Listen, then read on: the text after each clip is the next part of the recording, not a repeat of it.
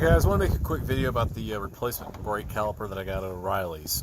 Just know that this is the old caliper that seized up on me that I had to replace. But I want you to take note of where the bleeder valve is here, and we're going to go to the side of the truck that I didn't replace, and take note of where the bleeder valve is.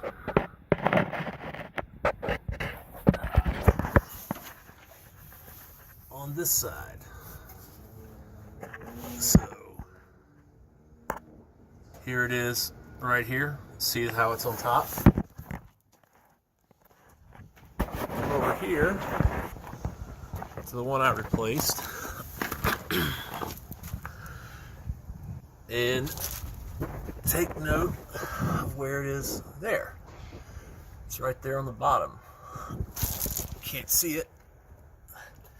This has got this nice little cover on it, but there it is.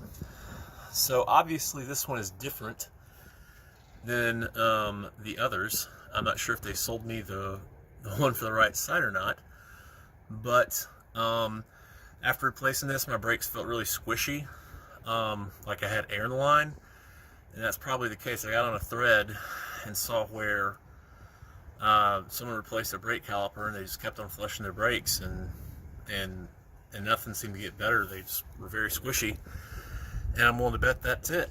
So just know that.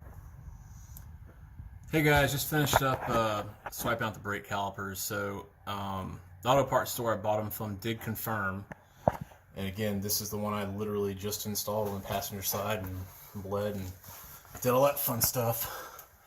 The bleeder valve is supposed to be on top, so this is the one I just put in.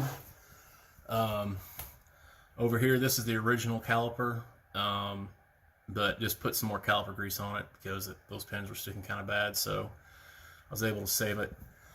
But like I said, in case you ever have an issue with your master cylinder, your brakes acting kind of spongy after doing a caliper swap, this would be the first thing I'd check, just to make sure that your bleeder valve is on top of the caliper and not the bottom. Alright guys, thanks.